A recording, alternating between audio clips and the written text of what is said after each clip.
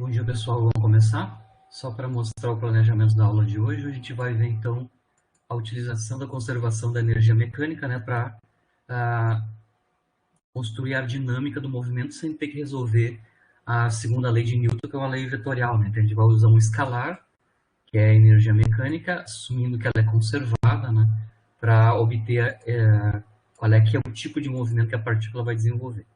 Depois a gente vai classificar, né, usando a conservação da energia mecânica e o gráfico da energia potencial, a gente vai definir, então, pontos de equilíbrio, né, e vai fazer a classificação desses pontos de equilíbrio entre estáveis, instáveis e neutros. E, claro, vamos fazer alguns exemplos, né, para a gente, dado o gráfico do potencial, a expressão do potencial, da energia potencial, né, função energia potencial, a gente obter informações sobre o movimento e classificação dos pontos de equilíbrio, se eles existirem. Basicamente, é isso que a gente vai ver na aula de hoje, certo?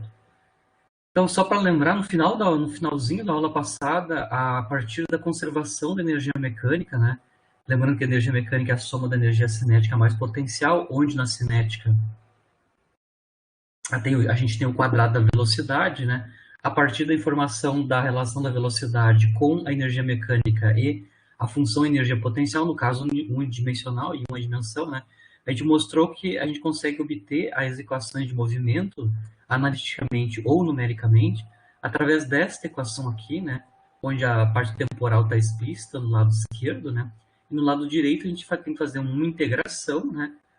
Onde para obter essa integração, a gente vai colocar aqui no integrando a informação de qual é que é a função energia potencial em termos da posição da partícula, né? Em termos das coordenadas, né? No caso aqui, como é unidimensional, da coordenada x da partícula, né? Se for possível resolver analiticamente essa integração, né? Uma integral definida, né? De x0, que é a posição inicial até um x qualquer em tempo t, a gente tem a equação de movimento. Ela também pode ser resolvida numericamente, né? Se eu não conseguir resolver essa integração analiticamente. Né? Então, eu consigo resolver a equação de movimento através de uma equação que só relaciona a energia mecânica e a forma funcional da energia potencial, né, em termos das coordenadas. Então, só para dar um exemplo de como é que isso aqui funciona na prática, né, eu vou analisar um caso onde eu consigo integrar analiticamente essa integral da direita. Né? Então, para fazer esse caso, esse exemplo, eu vou então tentar obter a equação de movimento, seja a equação horária do movimento, né, x de t, para um sistema massa-mola. Né? Então, eu tenho uma mola conectada com uma massa m, a mola está caracterizada pela constante de rigidez da mola, né? Aqui eu vou usar um sistema de coordenadas onde a origem do meu sistema de coordenadas unidimensional coincide onde a mola está indeformada, né? Então ela não está nem esticada nem comprimida, certo? Eu vou setar o zero das coordenadas no indeformado da mola e as deformações eu vou medir a partir da origem, né?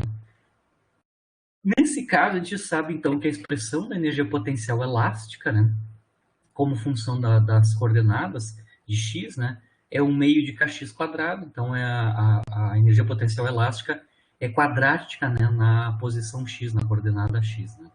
A gente pode escrever o k em termos da frequência angular de oscilação do sistema massa-mola. Né. A gente sabe que o quadrado da velocidade angular, que é o ω0, né, é a razão entre o k da mola e a massa da partícula que está conectada com a mola. A gente pode obter a lei de Hooke a partir da relação entre força e energia potencial, lembrando que força é o negativo do gradiente da energia potencial. No caso, então, de um sistema unidimensional, a componente x da força, então, é o negativo da derivada da energia potencial relativo a x. Então, se a gente derivar relativo a x essa energia potencial, a gente vai ter kx, quando a gente coloca um sinal menos na frente, a gente vai ter menos kx da extensão da força na direção x, que é a lei de Hooke, né? Mas o que é importante aqui é que é quadrática, né, na coordenada, a expressão da energia potencial elástica. A gente vai colocar, então, essa expressão da energia potencial aqui no lado direito, ou seja, no integrando, e vai tentar resolver essa integração. Então, eu só vou tratar um pouquinho o integrando, na verdade, o argumento da raiz quadrada, né? Colocando explicitamente a energia potencial elástica. Um argumento aqui da raiz quadrada é esta quantidade que envolve, então, a diferença entre energia mecânica e energia potencial, certo? Multiplicamos ambos os lados, né, por 2m, então tem 2e sobre m, e menos 2m sobre, vezes u, mas u é um meio de kx quadrado. Então, isso sobra, no final das contas, k sobre mx ao quadrado, né? Tudo bem? Então, agora vamos fatorar k sobre m, que é a frequência angular ao quadrado, né? Fatorei k sobre m. E no colchete é o que resta depois da fatoração, né? Lembrando que k sobre m, como eu tinha comentado ali, é o quadrado da velocidade angular de oscilação, né? E o que sobrou, claro, aqui as massas cancelam aqui nesse primeiro termo, né? A gente tem 2e sobre k, que é uma constante, né? Se a energia conservada, como um sistema conservativo, só força elástica atuando, né? A 2e sobre k é uma constante que eu vou chamar de constante A2, tá? Só para não ficar escrevendo a energia explicitamente. Então, o argumento da raiz quadrada é a frequência angular ao quadrado, A2 menos x2. Colocamos, então, aqui dentro da expressão da lei de movimento a partir da conservação da energia mecânica, né? O ômega zero ao quadrado dentro da raiz pode sair para fora, né? Como um ômega zero, e dentro da raiz, então, fica A2 menos x2. Então, esse ômega zero é fatorado, a gente tem que integrar, então, no lado direito, x0 até x, né? E, cujo integrando, então, é 1 sobre A2, raiz de A2 menos x2, certo? Essa integral indefinida, né? A integral de 1 sobre raiz de A2 menos x2 é analítica, né? Ela é integrável analiticamente, que dá a função arcseno de x sobre A, onde A é aquela constante que está associada com a energia mecânica. Então, é resolvível, né? Solúvel analiticamente a integração. Então, é arcseno de x sobre A, calculado de x0 até x. Né? Do lado continua igual, né? Bom, aí eu passo o ômega zero junto com o tempo, né? E substituímos os limites de integração aqui no resultado da integral, né? Limite superior menos o limite superior. Quando eu substituo o limite superior, eu vejo que o arcseno de x0 sobre A é uma constante, basicamente, né? Porque x0 é a posição inicial, né? E A é uma constante associada à energia mecânica. Né? Essa constante, para compactar, eu vou chamar de sigma. Tá? Vocês vão entender por que eu estou chamando de sigma, mas basicamente é uma constante. Né? Então, passo esse sigma junto com o tempo, né? E o que eu obtenho é que o arcseno de x sobre A é essa constante sigma mais ômega zero, que multiplica t menos t0. Né? Agora, aplicamos de ambos os lados a função seno, porque a função seno é a função inversa do arcseno. Né? Então, no lado direito só resta, depois da aplicação do seno, x sobre A. No lado direito, o seno de todo esse argumento aqui, né? Ômega t menos t0 mais sigma. Só para facilitar aqui, a gente pode considerar que o t0, né, o tempo inicial, coincide com 0 segundos, né? E aí isso dá uma facilitada, uma limpada no argumento do seno, né? Então, finalmente, quando eu passo a constante A para o lado direito, então eu tenho que x de t é uma constante A, seno de ômega zero t mais sigma, onde o ômega zero é a frequência angular de movimento, né? Sigma aqui, a constante sigma vai fazer o papel, então, de uma constante de fase, né? Mas vocês estão lembrando que o A, a constante que dá normalização aqui, está associada com a energia mecânica, que é uma constante de movimento. Se vocês olharem aqui, o que a gente obteve é a solução que a gente obteria por solução da equação de Newton, né? A equação de segunda ordem diferencial, né? Tem como solução, no caso da força elástica, tem como solução a solução periódica, né? Cuja frequência angular é ômega zero. Então, aqui eu consigo obter rapidamente a equação de movimento, explicitamente, né? Analiticamente, usando conservação da energia mecânica. Eu obtenho também x de t como sendo uma função periódica com as normalizações e as fases corretas. Né? Esse caso é um exemplo simples, onde a gente consegue obter analiticamente a equação de movimento, só sabendo, então, a expressão da função energia potencial como função da coordenada, né? No caso unidimensional. Se a gente não quiser saber exatamente a equação de movimento, se eu sei o gráfico da energia potencial, a gente pode fazer sempre análises qualitativas do movimento, independente da forma específica, né, da expressão analítica específica da função energia potencial em termos das coordenadas. Lembrando que a energia potencial, a energia mecânica vai ser conservada sempre se a energia potencial for uma função apenas, né, das coordenadas e não explicitamente do tempo, né? Então, se eu sei o gráfico da energia potencial, não preciso saber a expressão completa, mas apenas o gráfico da energia potencial, eu posso analisar o movimento de forma qualitativa sem problema nenhum e entender qualitativamente, né, grosso modo, como é que é o movimento, né? A ideia toda aqui é entender as características principais do movimento, né? Onde é que a energia cinética é nula, onde são os lugares que vão ser permitidos por física clássica e assim por diante, por mecânica clássica. E assim por diante, a gente vai definir pontos de retorno, né? E as regiões proibidas e permitidas em mecânica clássica. Então, vou voltar aqui só para lembrar, né?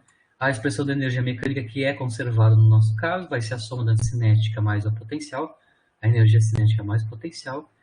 Significa, então, que a energia cinética, que está associada ao quadrado da velocidade, então, dá uma medida da velocidade da partícula, né? É a diferença entre a energia mecânica e a função energia potencial, né? Essa quantidade de energia cinética tem que ser positivo definida, né? Porque ela é proporcional à massa e o quadrado da velocidade, então ela é sempre maior ou igual a zero, né?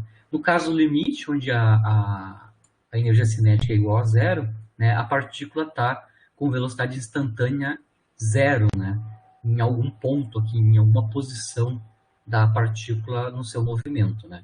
Mas lembrando que T sempre tem que ser maior ou igual a zero. Então, essa expressão da energia cinética maior ou igual a zero vai definir o que são regiões permitidas e proibidas em mecânica clássica. As regiões permitidas são aquelas onde a energia cinética da partícula é maior ou igual a zero, que são os casos físicos, né? Determinadas regiões, né, do espaço, dependendo do gráfico da energia potencial, eu vou ter valores da energia cinética menor que zero. Essas regiões espaciais são proibidas, estão em mecânica clássica, tá? Então, aqui nesse gráfico eu vou mostrar todas essas questões que eu estou comentando qualitativamente com vocês, tá? Então, o que eu tenho aqui? Eu tenho o gráfico, não a expressão analítica, mas o gráfico da energia potencial, tem esta cara aqui, né? Especificamente esse gráfico da energia potencial, ele tem um mínimo aqui no ponto x0. Então, é um gráfico muito específico, né? Onde a função energia potencial tem um mínimo, mas eu conheço o gráfico em termos de x, né? O de x em termos de x. Aqui na horizontal eu tenho o valor da energia mecânica, que é uma constante, né? Então, que é obtida a partir das condições iniciais, né? Dadas as condições iniciais, eu sei quanto equivale o valor da energia mecânica. Nesse caso aqui, está aqui a energia mecânica corta em dois pontos, né? Em dois pontos, que são os pontos XA e XB, o gráfico da energia potencial. Lembrando, olha só, se a energia mecânica for igual à energia potencial, que corresponde aqui no gráfico, os pontos onde a energia mecânica corta, intersecciona o gráfico da energia potencial, isso significa que a energia cinética é zero, né? São esses pontos aqui, que significam que as velocidades instantâneas da partícula são nulas, tá? Certo? Esses são os chamados pontos de retorno. Os pontos de retorno são basicamente os pontos onde a energia cinética ou a velocidade instantânea da partícula são zero, que correspondem à intersecção do gráfico da energia potencial com o valor da energia mecânica, com a energia mecânica conservada. Tirando os pontos de retorno, a gente vai classificar então as regiões físicas proibidas e permitidas, né, em mecânica clássica. Vocês conseguem ver aqui que a direita de XB e a esquerda de XA, que são os pontos de retorno, a energia cinética, que é a diferença entre a energia mecânica e a energia potencial, né, é menor que zero, né? Porque aqui o U é menor que E. U menor que E, perdão, U maior que E, U maior que E, U maior que E, U maior que E. Isso significa que a energia cinética são regiões, né, onde a energia cinética é menor que zero. Essas regiões não são permitidas fisicamente, né? Na física, a energia cinética é positiva definida. Então, essas regiões à direita de XB e à esquerda de XA são regiões proibidas classicamente.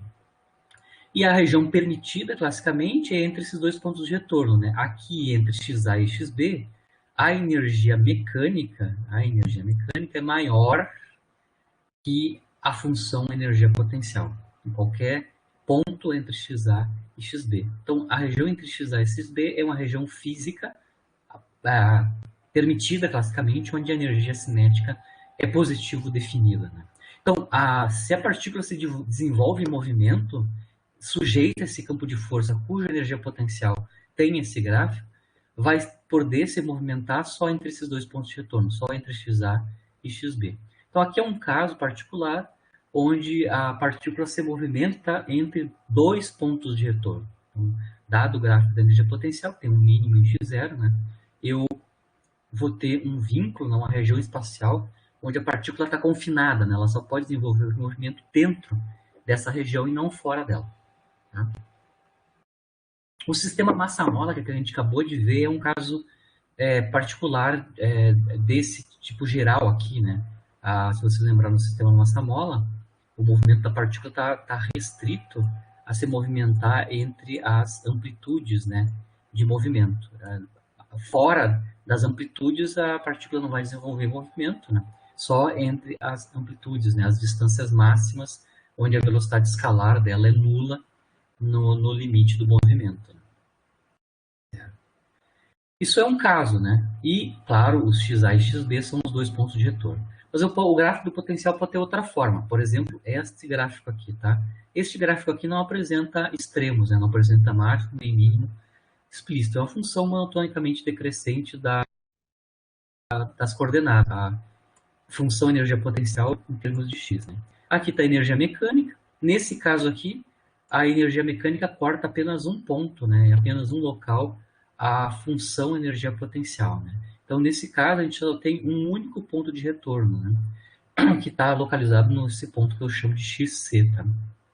Certo? Então, esse ponto de retorno está localizado. Na esquerda dele é uma região proibida, porque a energia potencial é maior que a energia mecânica. E as regiões permitidas são todas aquelas à direita de XC, né? Onde a energia mecânica é maior que a energia potencial, né? Então, nesse caso aqui, o movimento permitido para a partícula seria vir da esquerda para a direita, chega no ponto de retorno e retorna, né? Aqui no ponto de retorno, a gente determinou, né? São os pontos onde a energia cinética é nula, né? O T igual a zero, corresponde à velocidade instantânea nula, que define um ponto de retorno. Então, aqui eu tenho um gráfico de potencial, energia potencial, onde eu tenho apenas um ponto de retorno. Mas eu consigo analisar os tipos de movimento possíveis, né, dado o gráfico da energia potencial. Por exemplo, nesse caso físico aqui, eu tenho uma parede, né, onde a partícula vai ter que retornar depois que chegar no seu ponto de retorno. E no outro caso, eu tenho, então, uma região espacial onde a partícula está confinada, né, a desenvolver o seu movimento. Aqui, finalmente, eu tenho um outro caso, onde, de novo, a energia potencial tem um mínimo, né, que está localizada em x0, certo? E aqui, especificamente, eu tenho o caso particular, dado pelas condições iniciais, né, onde a energia mecânica é coincidente, é exatamente igual ao mínimo, o valor mínimo do potencial, certo? Então, o U de x0, né, coincide com o valor da energia mecânica, né? Então, aqui eu tenho o U de x0, né? Nesse caso, onde a energia mecânica coincide com o mínimo do potencial, né, o que vai acontecer? A partícula, se não for perturbada, né, vai se manter em repouso, porque aqui, lembra, quando o gráfico do potencial intersecciona a energia mecânica, que é no mínimo aqui do potencial, a energia cinética é nula, né?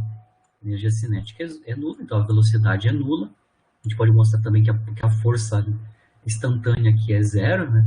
A partícula vai se manter em repouso aqui para sempre, né? Desde que não seja perturbada. Se ela for perturbada, ou seja, se ela adquirir alguma energia, ela vai ficar oscilando em torno desse ponto de mínimo do potencial, que é o x0, certo? Então, ela pode oscilar se ela for perturbada, mas se ela for deixada intacta aqui, ela vai permanecer em movimento, que é o caso onde a energia mecânica tem exatamente o valor do mínimo da função energia potencial. Nesse ponto aqui, como eu estava comentando com vocês, né, é um ponto de extremo da função energia potencial, né? Onde a derivada, né, no cálculo, né, a derivada, né, dessa função energia potencial em x igual a zero é nula, é um ponto extremo dessa função, né, certo? Esse ponto x igual a x0 que eu tenho no extremo da função energia potencial são os famosos pontos de equilíbrio. Então aqui eu tenho um ponto de equilíbrio, né? Um ponto de equilíbrio é um ponto de extremo da função energia potencial, onde a derivada da função energia potencial nesse ponto, né, é zero. Qual é a consequência da derivada da função potencial, energia potencial nesse ponto ser zero? Certo? Bom, isso tem consequências para a força atuando sobre a partícula ali, né? Lembrando que a força é o negativo do gradiente da energia potencial. Lembrando que no caso unidimensional, o gradiente então vai ser basicamente a componente do gradiente, no caso unidimensional, componente x, né? Basicamente vai ser a derivada de u relativo a x, né? Então, no caso unidimensional, a relação entre a componente x da força, né, atuando sobre a partícula, e o potencial é essa, né? F de x é o negativo da derivada de u relativo a x. Se a derivada de u relativo a x é zero, que caracteriza pontos de retorno, né, que são pontos extremos da função energia potencial, isso significa, então, que a força vai ser zero. Então, como eu estava comentando para vocês, é um ponto de equilíbrio, porque a força nesse ponto, né, do espaço é zero. Tá? Então, não tem força atuando líquida sobre a partícula. E aí a partícula está em equilíbrio no sentido de equilíbrio dinâmico, né, onde a força resultante é zero naquele ponto do espaço. Então, a força é nula. Né? Então, pontos de equilíbrio, resumindo, né, pontos de equilíbrio são pontos extremos da função energia potencial, né, que estão associados a pontos onde a força líquida sobre a partícula é zero, né, e se eu perturbar a partícula em torno desses pontos de equilíbrio, pode acontecer coisas, tá? No caso aqui, ela vai ficar oscilando, mas eu tenho, claro, outros tipos de extremos que não são de mínimo, né? A gente pode ter pontos extremos de máximo, a gente pode ter pontos de inflexão e assim por diante, né?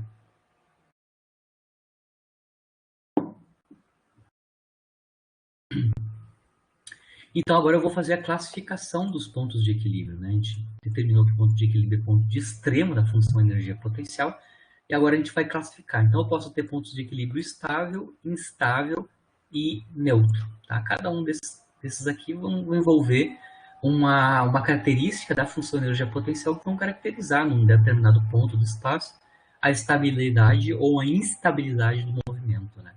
Para cada caso. Né?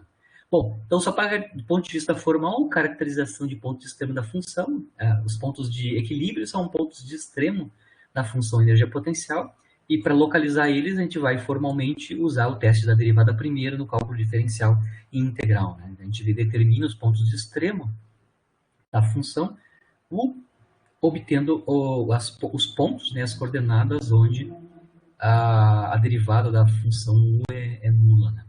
Certo?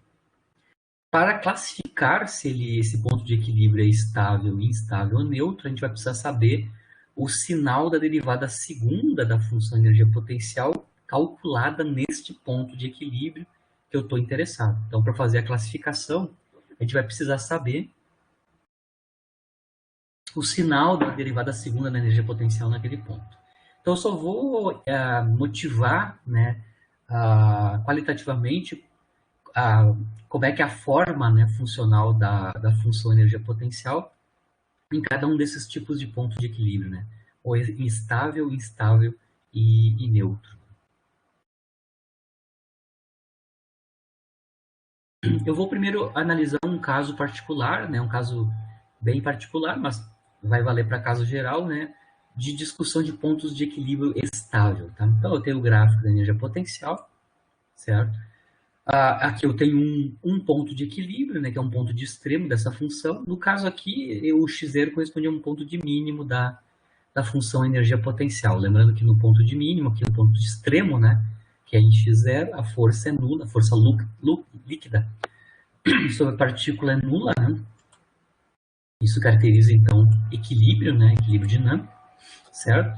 Aqui a gente tem a direção x positiva para a direita, então eu estou colocando o chapéu aqui, caracterizando a direção do movimento a x positivo, né? Agora eu vou analisar o que acontece relativo aos campos de força, né, conservativos, né? Campo de força conservativo, que dá origem a essa energia potencial, né? À esquerda e à direita desse ponto de equilíbrio, certo? O que vai acontecer? Lembrando, claro, aqui que a gente tem aqui a energia mecânica igual ao mínimo do potencial, que é o U0, né? O que acontece aqui nos entornos desse ponto de equilíbrio? As derivadas da função energia potencial à direita e à esquerda desse ponto de equilíbrio. A gente vê aqui que à direita do ponto de equilíbrio x0, a derivada, né, da função energia potencial é positiva, a inclinação para cima. Né? À esquerda de x0, a derivada da função energia potencial é negativa, né? As inclinações são para baixo, né? São negativas, né? E com isso eu consigo fazer uma leitura de como é que são as linhas de campo de força nas proximidades à direita e à esquerda do ponto de equilíbrio x0. Lembrando que no caso unidimensional, a força componente x é o negativo da derivada de u relativo a x. Né? Então vamos ver na direita. Na direita, a derivada é positiva da função. Significa que a força componente x é, se a derivada de u é positiva, a força componente x é negativa. Né?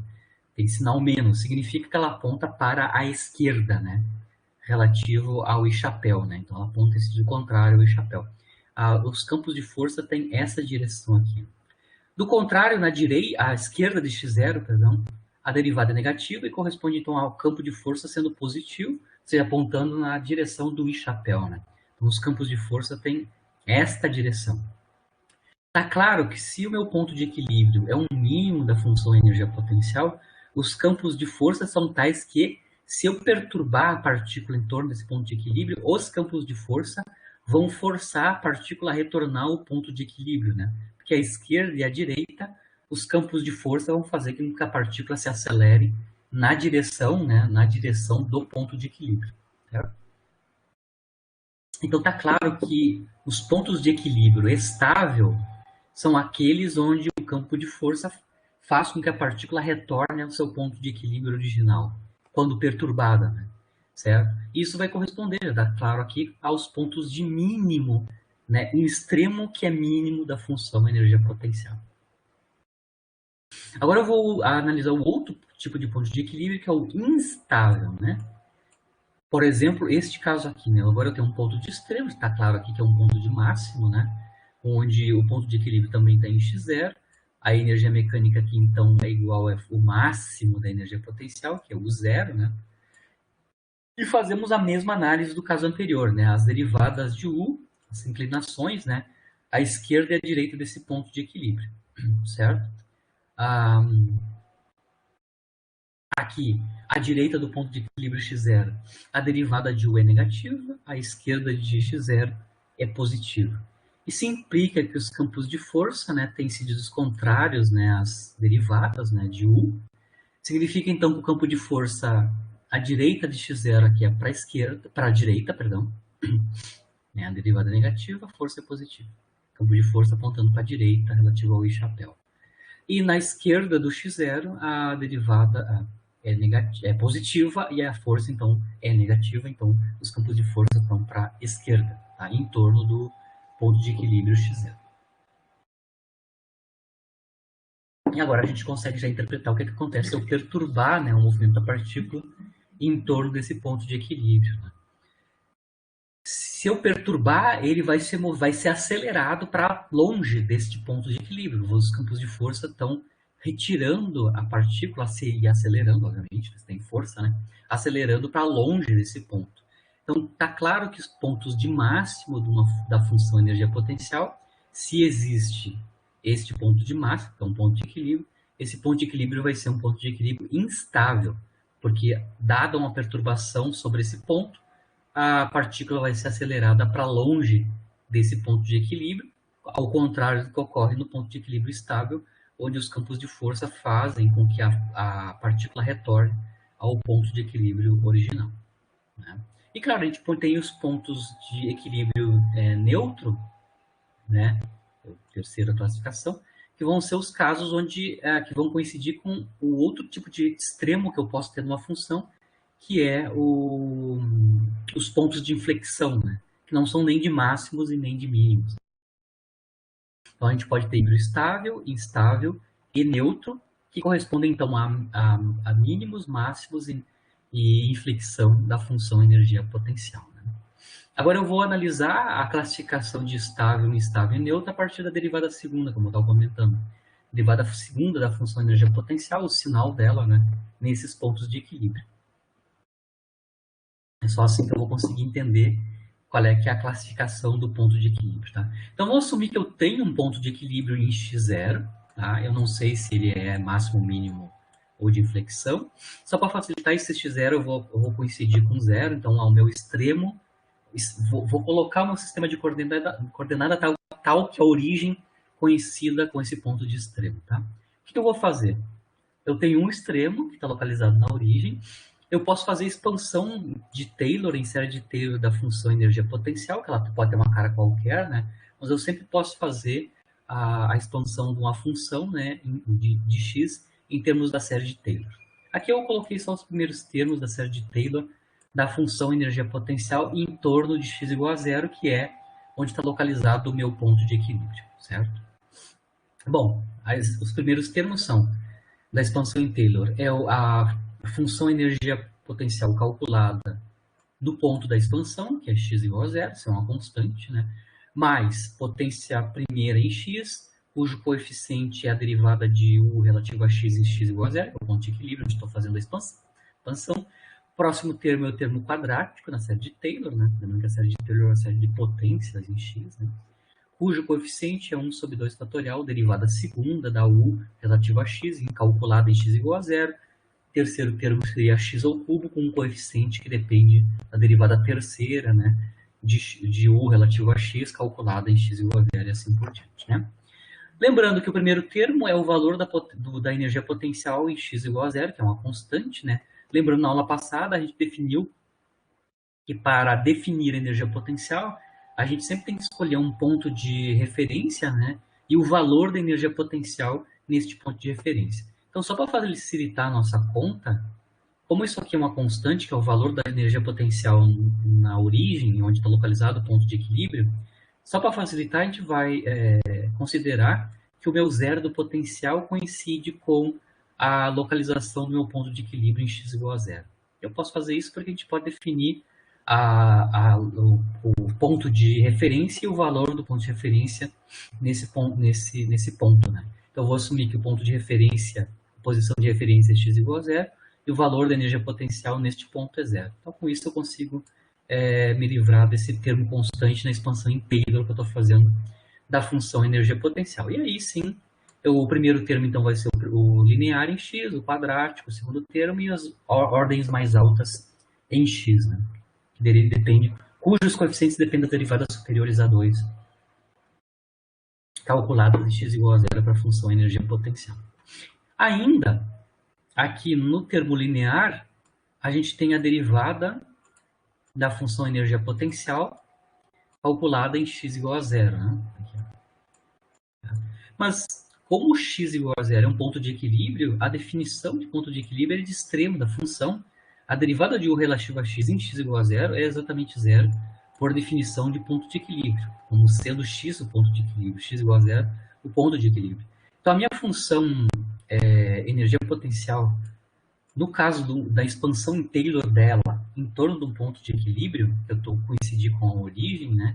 O primeiro termo não nulo na expansão em Taylor vai ser o termo quadrático na expansão em Taylor, cujo coeficiente do termo quadrático, da potência quadrática, né, depende do valor da derivada segunda da função energia potencial calculada em x igual a zero, certo? O que quer dizer isso? Né? O primeiro termo, ou a primeira termo relevante na expansão de Taylor ser uma função quadrática. A interpretação disso é que quando eu expando a energia potencial, a função energia potencial, em torno de um ponto de equilíbrio, né, a forma aproximada da função energia potencial nas proximidades desse ponto de equilíbrio é uma parábola.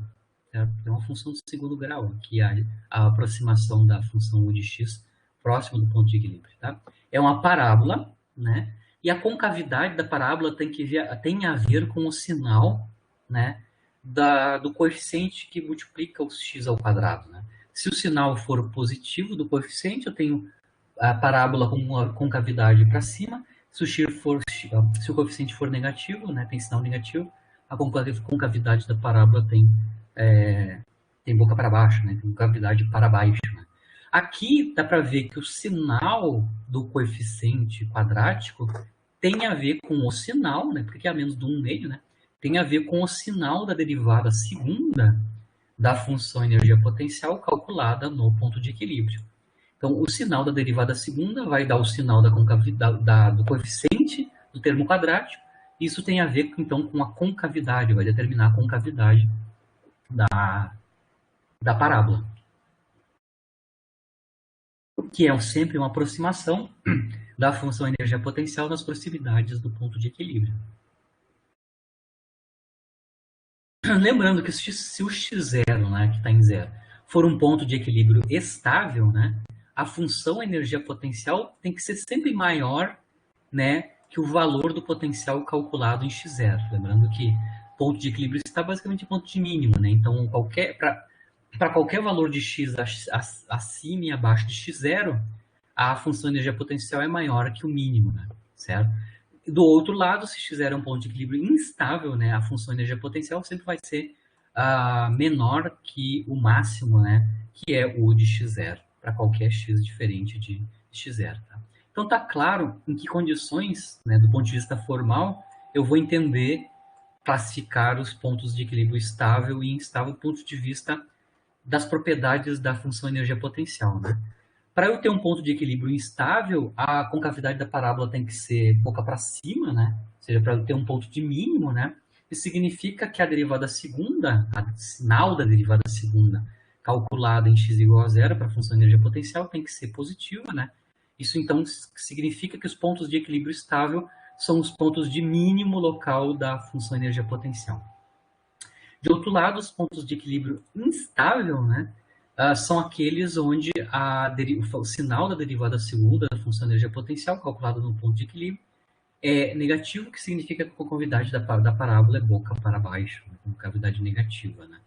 Se a derivada segunda for nula, né, e isso significa que esse ponto é um ponto de inflexão, né, para a gente saber o comportamento da energia potencial em torno daquele ponto de equilíbrio, que é um equilíbrio neutro, né, a gente vai ter que calcular os termos de mais alta ordem, além do quadrático, na minha expansão aqui em séries de Taylor. Tem que ir para termo cúbico ou quártico e ver qual é que é o comportamento além da derivada segunda, porque até aqui vai ser nula para ponto de equilíbrio neutro. Né? Então, para equilíbrio neutro, a gente vai ter que fazer uma análise um pouco mais extensa, expandindo em série de Taylor a função energia potencial um pouquinho mais, né, para além do termo quadrático na expansão inteira. Né? Mas, do ponto de vista da classificação formal, tá claro. Pontos de equilíbrio estável são pontos de mínimo, derivada segunda, sinal positivo. Pontos de equilíbrio instável são pontos de máximo, né, sinal da derivada segunda negativo. Pontos de equilíbrio neutro são aqueles onde a derivada segunda é zero, nesse ponto. Né? E, para eu saber como é que é o movimento em torno daquele ponto, eu tenho que expandir a energia potencial para pelo menos o termo cúbico. Então, aqui eu já vou começar a fazer, vou fazer 2 exemplos, né? Lembrando que a gente está sempre analisando o gráfico, né, da energia potencial apenas, né? Então, a gente vai ter que graficar, né, o gráfico da energia potencial e ver como é que ela se comporta em termos das coordenadas, né? Como é que ela funciona em termos de x, né? No caso aqui, no caso unidimensional, que é o que a gente está analisando especificamente, né? Certo? Então vamos lá. A primeira função que eu vou analisar especificamente, né? No meu primeiro exemplo aqui é uma função energia potencial, no caso 1D, né? Onde a função energia potencial tem esta forma aqui, tá? Tudo bem? Então a energia potencial tem esta forma, tá? A normalização é o zero, tá?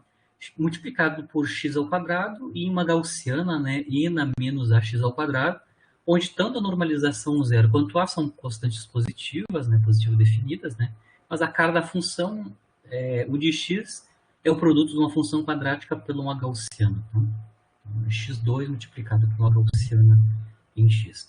E aí eu quero analisar a dinâmica do movimento do ponto de vista dos pontos de equilíbrio e classificar eles, tá? Analisar os pontos de equilíbrio dessa função e classificar eles. Aqui, então, eu tenho a expressão analítica, né, da função energia potencial. Depois eu posso tentar esquematizar um gráfico, né? Mas, a princípio, aqui eu tenho a expressão analítica da expressão função energia potencial com um determinado campo de força conservativo em termos de x. Tá? Então, vamos começar primeiro determinando quem são os pontos de extremo. Né? Quem são os pontos de extremo? Do ponto de vista formal, os pontos de extremo da função u de x são aqueles pontos cuja derivada da função são nulos, né? São nulas. Né? Então, eu vou determinar quem são os pontos de extremo fazendo o teste da derivada primeira, né, da função u de x. São os pontos onde a derivada da u relativa a x é igual a zero. Tá? Então, eu preciso calcular, então, a derivada desta função, que é um produto, né? É x quadrado produto com a gaussiana. Então, a derivada vai ser uma derivada do produto.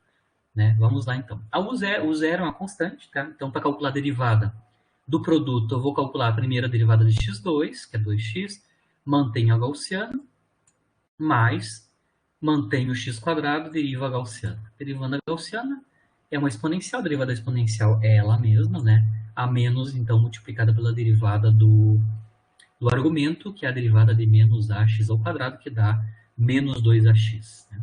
Muito bem. Está calculada a derivada, isso é igual a zero. Né? Podemos fatorar termos comuns, né? Que é o 2, o zero e a própria exponencial, que aparece em ambos os lados. Né? Aqui. Fatorei os termos comuns. E o que sobrou aqui dentro do colchete foi x menos do menos 2a aqui, né? Menos ax ao cubo, né? x2 vezes x ao cubo igual a zero. Vejam bem, esses caras que estão aqui, para qualquer x, tá? Para qualquer x, certo? Como eu tenho quadrático no x aqui, para qualquer x, essa quantidade aqui é sempre positiva definida, ela sempre vai ser maior que zero. Nunca vai ser igual a zero e nunca negativo. Sempre positivo. Então, essa função aqui vai ser nula se o que tiver dentro do colchete aqui for nula, né? Ou seja, x menos a ax ao cubo for zero. Aqui, então, eu posso fatorar o x, né? Primeiro.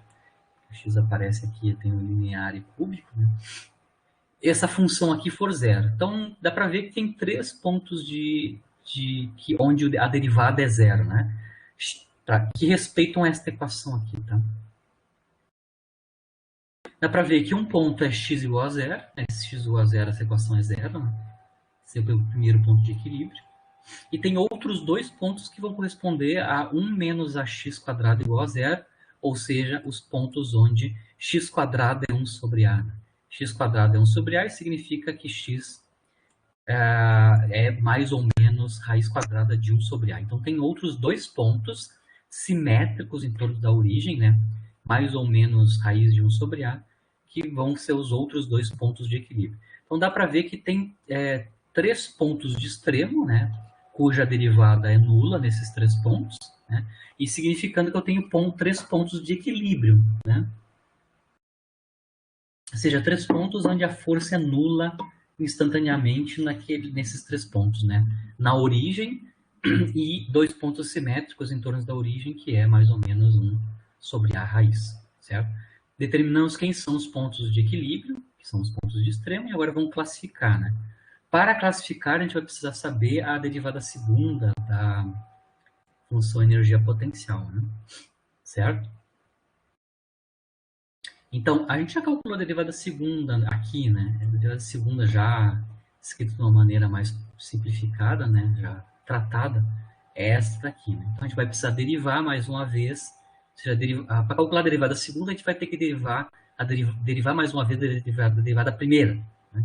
Então, eu vou derivar mais uma vez esta função aqui, que, de novo, seria a derivada de um produto, o produto de uma gaussiana, por o que está dentro desse colchete aqui, tá? Então, explicitamente eu vou derivar mais uma vez esta função, que é a função derivada primeira.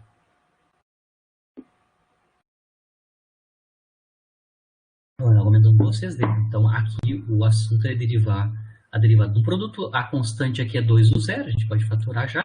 Então, a gente vai derivar o produto gaussiano vezes x menos ax ao cubo.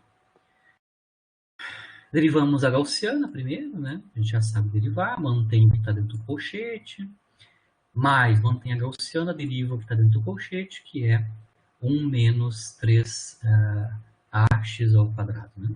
Aqui está a derivada desta função aqui, né? Bom, e aí eu vou fazer o tratamento, lembrando que a exponencial aparece dos dois lados, podemos passar para fora aqui junto com o 2 do zero, como a gente fez antes, né? E o que sobrar sobrou, né? O que sobra ali dentro é esta função aqui, né? 2a que multiplica a, né? X à quarta menos x ao quadrado, mais 1 menos 3ax ao quadrado. É uma função de x aqui, a derivada segunda da função energia potencial, né? Com isso, agora a gente vai analisar para cada um desses pontos de equilíbrio, 0, mais ou menos 1 sobre a raiz, os valores do sinal, né? Sinal da derivada de segunda, certo? Vamos começar no primeiro caso, que é o ponto de equilíbrio em x igual a zero, né? Quando a gente coloca x igual a zero aqui na derivada segunda, tá? X igual a zero, certo? A gente tem esse termo aqui todo vai embora, né? Este termo aqui vai embora, só sobra 1 aqui dentro do colchete e multiplicado por 2 o zero e na menos e na zero, que é 1. Né? Então, basicamente, a derivada segunda calculada de x igual a zero vai sobrar só 2 o zero. Né? Só 2 o zero. Certo? 2 o zero positivo. Né? 2 o zero positivo, significando, então, que o sinal da derivada segunda da função de energia potencial em x igual a zero, que é este ponto de equilíbrio que eu estou calculando, a derivada segunda é positivo, significa que ele é um ponto de mínimo, né, da função energia potencial. Se ele é um ponto de mínimo da função energia potencial, ele corresponde, então, a um ponto de equilíbrio estável, né? Pontos de mínimo são pontos de equilíbrio estável da função energia potencial. Agora vamos calcular qual é que é o valor da derivada segunda para os outros dois pontos de equilíbrio, que são mais ou menos 1 sobre a raiz, né? Aqui a gente não vai analisar a questão do sinal, por quê? Porque a derivada segunda envolve só potências pares, né, de x. Eu tenho tanto x quadrado quanto x quártico. Então a questão do sinal no mais ou menos 1 sobre a raiz não importa, tá? Então o valor do sinal vai ser o mesmo, independente se é mais ou menos raiz de 1 sobre a, tá? Quando a gente tem, lembrando que x ao quadrado, né, x ao quadrado é basicamente 1 sobre a, né, independente do sinal, né. Vamos calcular, então, quanto é que vale o valor do sinal da função energia potencial, né, explicitamente quando eu tenho x ao quadrado valendo 1 sobre a. Bom, aqui na frente eu tenho 2 o zero, né? Quando x sobre a é 1, x ao quadrado é 1 sobre a, aqui a exponencial vai ficar exponencial na potência menos 1, né? Então, assim, lá os a's, dentro do colchete, né? Lembrando que x ao quadrado é 1 sobre a, né? Aqui dá para ver que sobra 1 menos 3 aqui no segundo termo, né? Com x ao quadrado 1 sobre a. Ok, eu tenho 2a que multiplica. X ao quadrado é 1 sobre a, tá aqui. Aqui eu tenho a vezes x na quarta, que é 1 sobre a ao quadrado. Então, a vezes 1 sobre a ao quadrado é 1 sobre a. Então, esse termo aqui é nulo, sobra 1 menos 3, que é menos 2, né? A menos da normalização. Então, dá para ver claramente que o valor da energia potencial calculada nos pontos de equilíbrio, mais ou menos raiz de 1 sobre a, vale 2 o zero e multiplicado por menos 2, ou seja, menos 4 zero sobre e, que é negativo, né? Então, o valor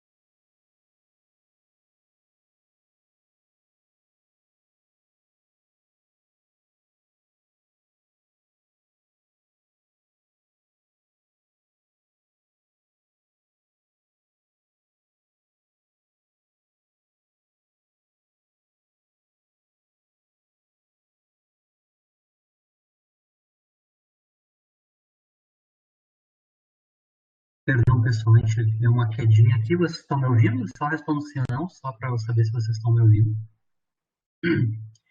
Desculpe a interrupção. Continuando, né? A gente estava analisando então os sinais da energia, da função energia potencial derivada segunda, né? O sinal da derivada segunda da energia potencial nesses pontos de equilíbrio, mais ou menos 1/A raiz, né? A gente mostrou que o sinal é negativo, significando que ambos os pontos que são simétricos em torno da origem são pontos de equilíbrio instável, né? Na minha transparência está errada, é instável, né? Esses ambos são equilíbrios são pontos de equilíbrio instável da energia, da função energia potencial. Então a gente conseguiu já classificar, né, os três pontos de equilíbrio. Sabemos que tem três pontos de equilíbrio, que são os pontos de extremo da função energia potencial, né? E esses três são já classificados. O ponto de mínimo é ponto de equilíbrio estável, x igual a zero na origem, né? E os outros dois simétricos são pontos de máximo, né?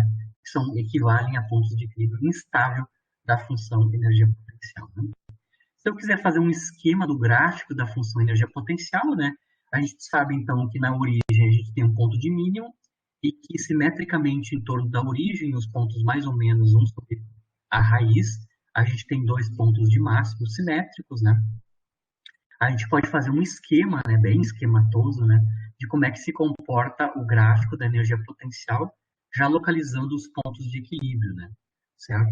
Dependendo do valor da energia mecânica da partícula, a gente pode analisar qualitativamente, né, o movimento da partícula, sabendo onde são pontos de retorno, onde são os locais onde os pontos que são proibidos classicamente, aqueles que são permitidos classicamente, né, onde estão localizados as regiões de retorno do movimento da partícula e assim por diante. Eu só vou pedir permissão para vocês para aqui eu estou sugerindo que a gente use para fazer gráficos e plotar. Claro, você tem N programas para fazer gráficos de funções, né? Mas um que é um programa que não é um programa, né? É um site onde a gente pode fazer gráficos de função do ponto de vista analítico. Na verdade, é bem completo. É um site que é o Wolfram Alpha, né?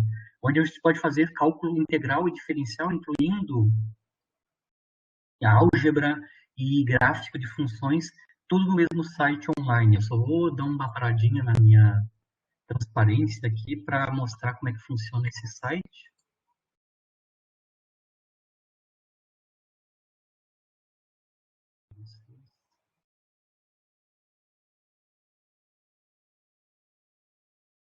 Tá, esse é o site da Wolfram Alpha, é o nome do site.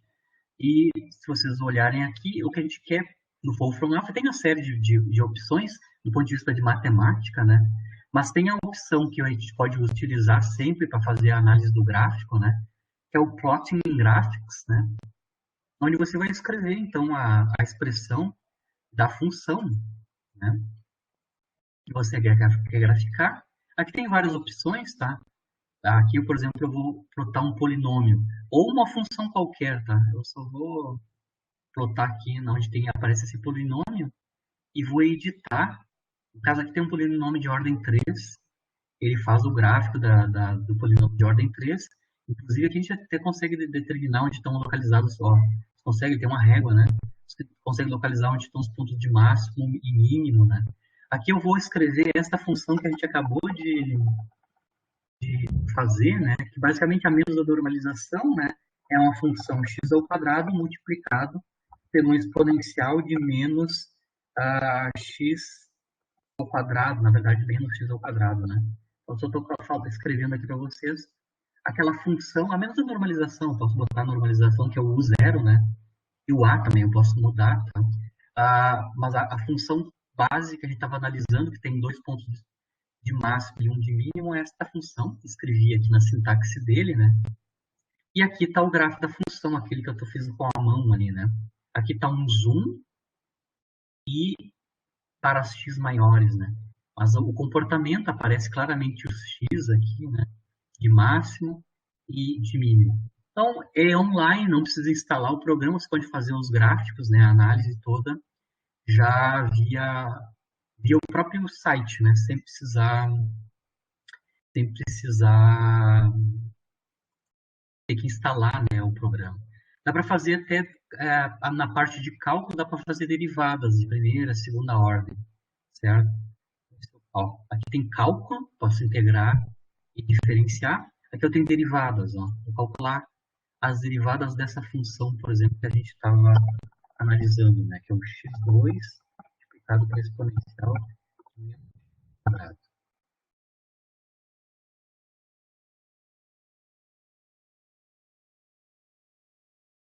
Olha só, tá?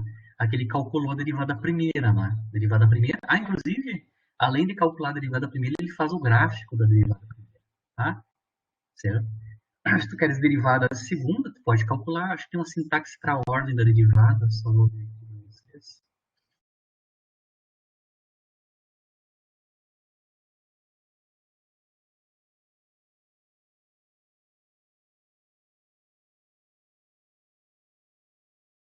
High order, tá aqui, ó. Tá a sintaxe. Ó, tá em inglês, tá? Mas aqui tá já a derivada segunda, né? Então, derivative of, aqui tu coloca a ordem, né? Segunda, terceira, e vamos colocar naquela função que a gente estava fazendo agora há pouco ali. Claro que eu coloquei o zero e o x e o a, sendo um só para facilitar, mas a derivada segunda, tá? Está aqui. Cálculo da derivada segunda, analítica e inclusive o gráfico da derivada segunda, né? Dá para ver que o gráfico da derivada segunda, na origem, a gente viu que deu positivo, né? Valendo 2. Os sinais da derivada segunda, né? Tem valor negativo para aqueles dois pontos de distribuição de equilíbrio estável, né?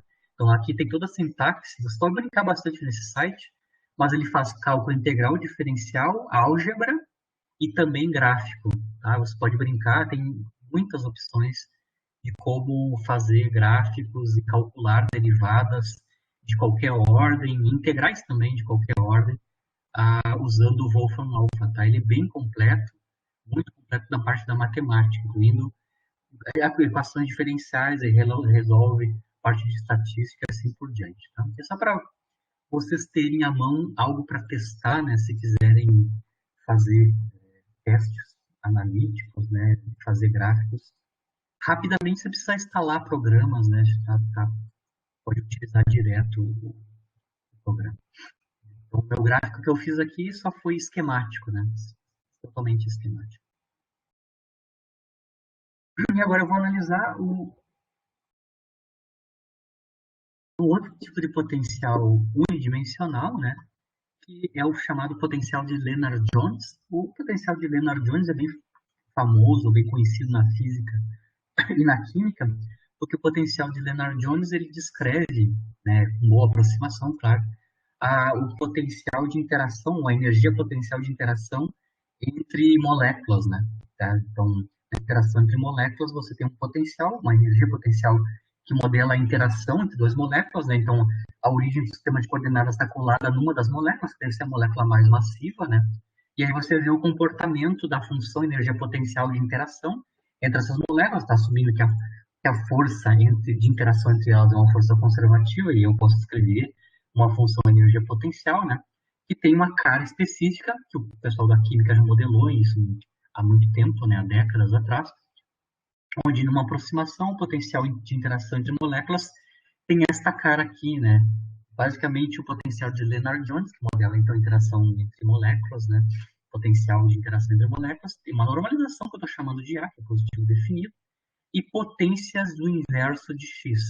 Lembrando que aqui, especificamente no potencial de Lennard-Jones, né? O X tem a ver com a distância entre as moléculas, né? Então, uma das moléculas está na origem, x igual a zero, e o x aqui vai descrever então a distância entre os centros das duas moléculas interagentes, né? A cara específica do potencial de Lennard-Jones tem esta cara, então eu estava falando para vocês, são potências de ordem 12 e sexta, né? De uma constante dividido por x, né? O segundo termo, que é da ordem sextupla, é negativo, então de ordem 12 é positiva, ordem sexta é negativa. Mas a expressão analítica do potencial de interação entre moléculas, Lennard-Jones, tem esta cara, tá? O que eu quero fazer aqui é determinar a classificação dos pontos de equilíbrio, determinar quais são os pontos de equilíbrio e depois fazer a classificação, né, dos pontos de equilíbrio para o potencial de Lennard-Jones, né, para a energia potencial associada ao potencial de Lennard-Jones. Então, só vou reescrever um pouquinho, né, a expressão do Lennard-Jones. Eu vou fatorar esse termo B sobre x na sexta, tá? E só para dar uma reescrita no potencial, para ele ser uma função produto para facilitar o cálculo da derivada, né, das derivadas. Então, o U de x pode ser escrito então como A. Lembrando que A e B são constantes, né, positivo definido. AB sobre x na sexta, então, sobrando dentro do colchete, obviamente, B sobre x na sexta menos 2. Vou fazer este cara aqui, né? Certo? Agora, para eu determinar os pontos de extremo, né, da função de x, Lennard-Jones, eu vou ter que calcular primeiro a derivada primeira, né, igual a zero, né? Então, a derivada primeira igual a zero, eu vou determinar os pontos de extremo, né? São os pontos de equilíbrio. Muito bem. Aqui no Lennard-Jones, a princípio, você tem que calcular a derivada do produto, né? A derivada do produto potência sexta e o que está dentro do colchete. Vamos lá. Derivamos primeiro o B sobre x na sexta, né? Isso dá 6b sobre x na quinta, né? Então, 6b sobre x na quinta, derivado do que está dentro, que é a derivada de b sobre x, que é menos b sobre x quadrado, né? Menos b sobre x quadrado. Isso é a derivada desta criatura aqui. Mantém o que está dentro do colchete, derivada do produto, né? Mais, mantém o termo da inicial, primeiro fator, deriva o que está dentro do colchete. A derivada do que está dentro do colchete a gente já sabe, né? É menos 6b sobre x ao quadrado, b sobre x na quinta. Exatamente o que a gente fez aqui, né? Basicamente. Então, vamos fatorar termos comuns nesses dois termos da derivada primeira, né? Dá para ver que os termos em comum são menos a 6b sobre x ao quadrado. Tá? 6b sobre x ao quadrado aparece em ambos os termos. B sobre x na quinta, né? B sobre x na quinta. Eu fatorando nos dois termos essa quantidade aqui, né? Sobra no colchete esta quantidade aqui. Passo o sinal para dentro, né? Verifico que dois termos são iguais, então posso somar eles, tem dois termos iguais em B sobre x na sexta. Então a derivada primeira tem esta forma aqui, ó. Então, essa é a expressão da derivada primeira associada ao potencial de Lennard-Jones, né? Uma função complicada, mas certo? Está aqui a cara da derivada primeira. Lembrando que aqui no Lennard-Jones x é sempre positivo definido, né? Vejam bem que para qualquer x, se x é positivo, isso que está aqui fora do colchete, né? Já que eu tenho x ao quadrado, já que eu tenho x na quinta, mas x é sempre positivo, essa quantidade que está aqui fora é sempre positivo definida para x maior que zero, né? Igual a zero. É sempre positivo definido. Então a derivada primeira só vai ser nula se o que tiver dentro do colchete aqui for nulo, né? Significa que a derivada primeira ser nula significa os pontos que obedecem essa equação aqui, né? O colchete igual a zero, ou seja, 2 menos 2b sobre x na sexta igual a zero. Isso significa que vai corresponder aos pontos onde 1 menos b sobre x na sexta vão ser zero. Isso corresponde aos pontos, então, onde x6 é igual a b6, né? Ou seja, os pontos onde x é igual a b. Na verdade, seria mais ou menos b, né? Mas lembrando que o x é sempre positivo definido no caso de Lennard-Jones. Então, só tem um ponto que obedece a derivada primeira igual a zero.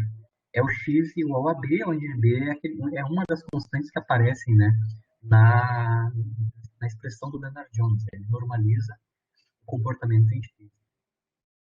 Então, aqui dá para ver que no potencial de Lennard-Jones, nós temos apenas um ponto de equilíbrio. Esse um ponto de equilíbrio, a gente vai ter que agora classificar ele, se ele é ponto de equilíbrio estável, instável ou neutro, né? Mas, a princípio, só tem um ponto de equilíbrio. A princípio, eu teria que calcular a derivada segunda e ver qual é que é o sinal da derivada segunda neste ponto de equilíbrio x igual a b, né? Ou seja, derivar mais uma vez esta função aqui com a derivada do produto, né? Ao invés de fazer o cálculo da derivada, eu vou fazer um esquema, né? Como eu só tenho um único ponto de extremo, o que eu vou fazer é fazer um gráfico aproximado da função energia potencial e pôr em.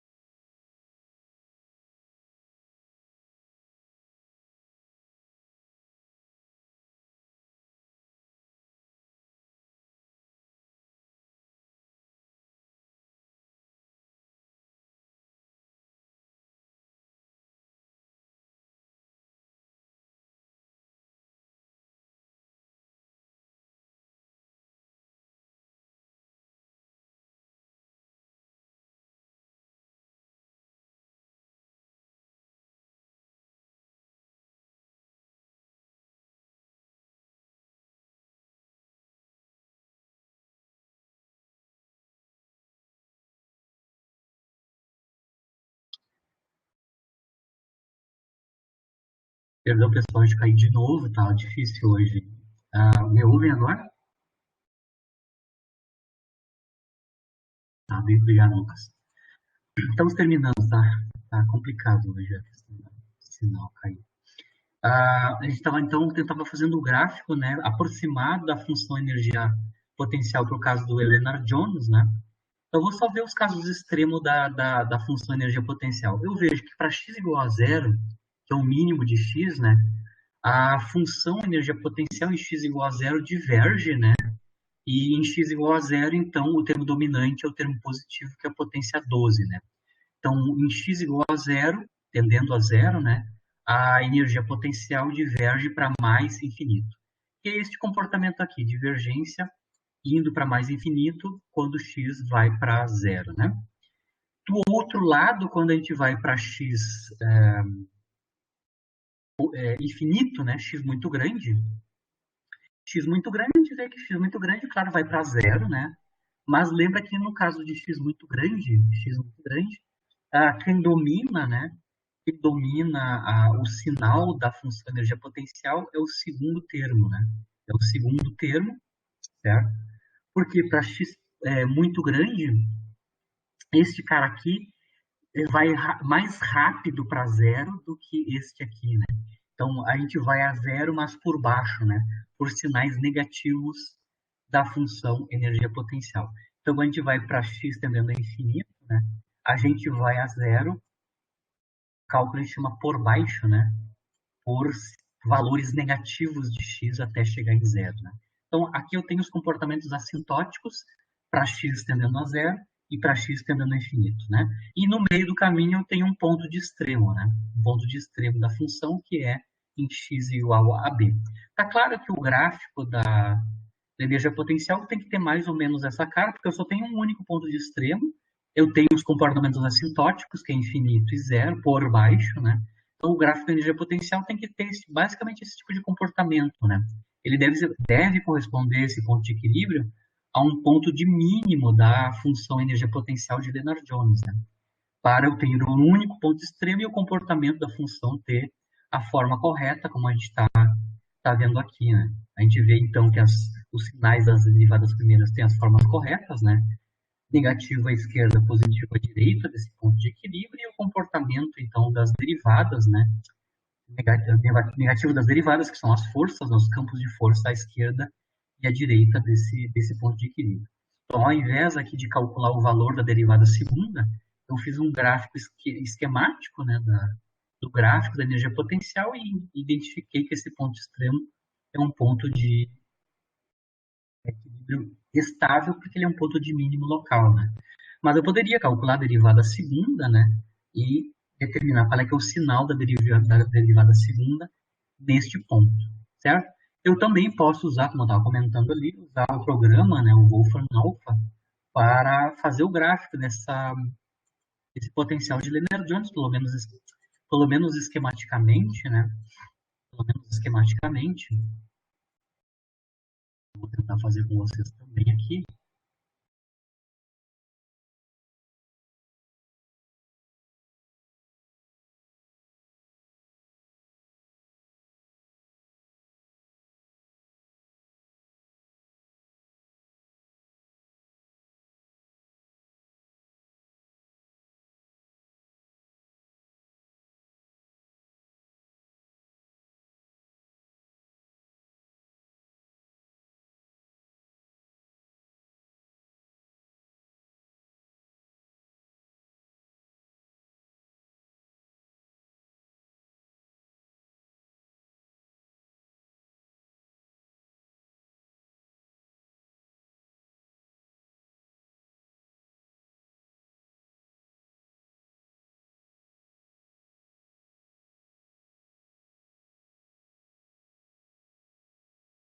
Pela terceira vez, pessoal. Estava mostrando para vocês, ia mostrar para vocês a questão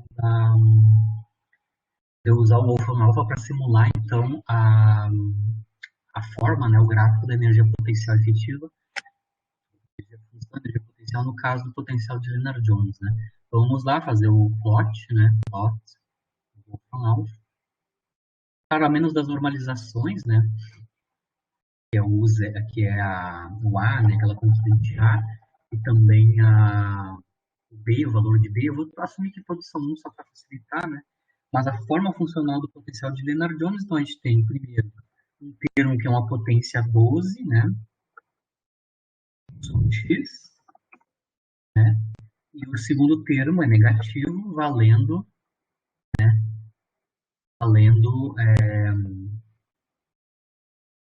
potência sextupla, né?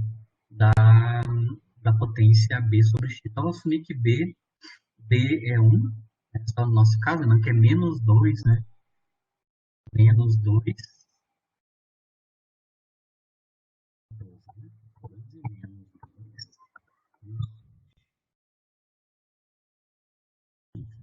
Basicamente, essa é a forma funcional com B igual a 1, A igual a 1, só para facilitar o cálculo da expressão, né, do Lennard-Jones.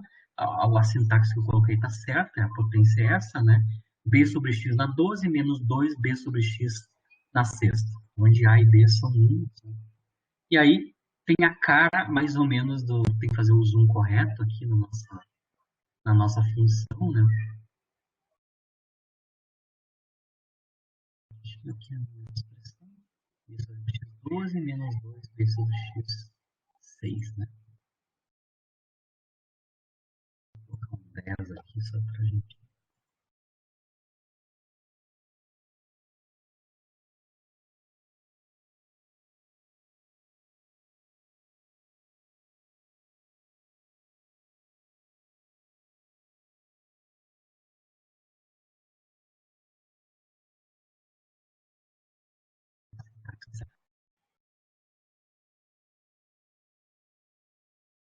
Aqui na forma que está o meu gráfico, eu não consigo mostrar aquele ponto de mínimo, ele está extrapolando para x negativo também, né?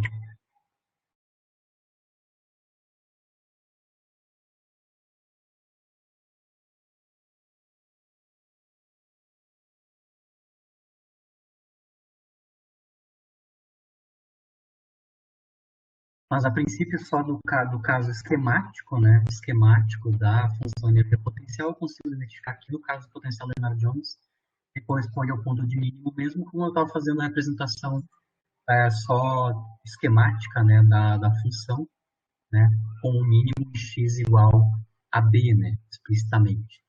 Então, a gente pode fazer gráficos esquemáticos, né, ou fazer no Wolfram ou em outro programa a representação gráfica. Lembrando que eu posso analisar todo o movimento qualitativamente da partícula se eu conheço, então, o gráfico da energia potencial, né? No caso aqui, como ele representa potencial entre moléculas, dá para ver que claramente tem uma parede entre as moléculas, né?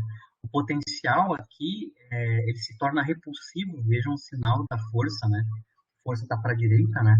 Na interação entre as moléculas, eu tenho uma parede repulsiva, né? Onde, se as moléculas ficam muito próximas uma da outra, né? O campo de força conservativo da interação entre elas faz com que elas se repilam, né? E, em algum momento a gente tem a questão do equilíbrio e depois, quando a gente vai para distâncias maiores que esse ponto de equilíbrio, a gente tem uma força atrativa atuando entre as moléculas, que está aqui, né? À direita do ponto de equilíbrio, né? Você consegue ver que o campo de força vai tentar fazer com que a molécula se aproxime de novo em torno do ponto de equilíbrio. Então, a gente pode analisar toda a dinâmica de interação a partir apenas do gráfico da energia potencial. Tá?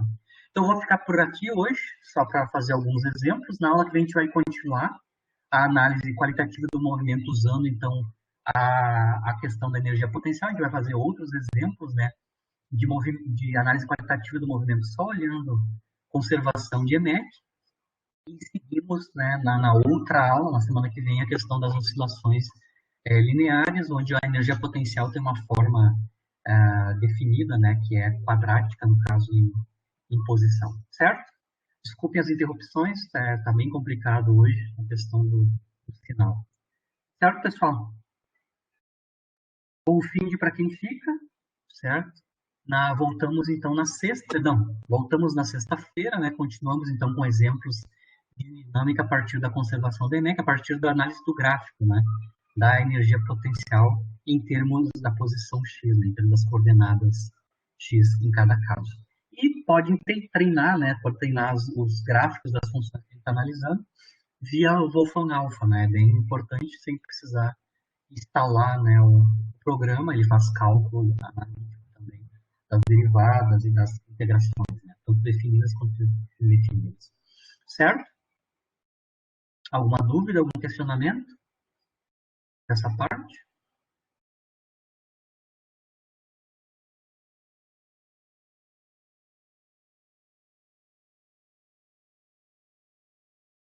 Beleza, até sexta-feira, certo? Vamos rezar que não há problema na gravação, né?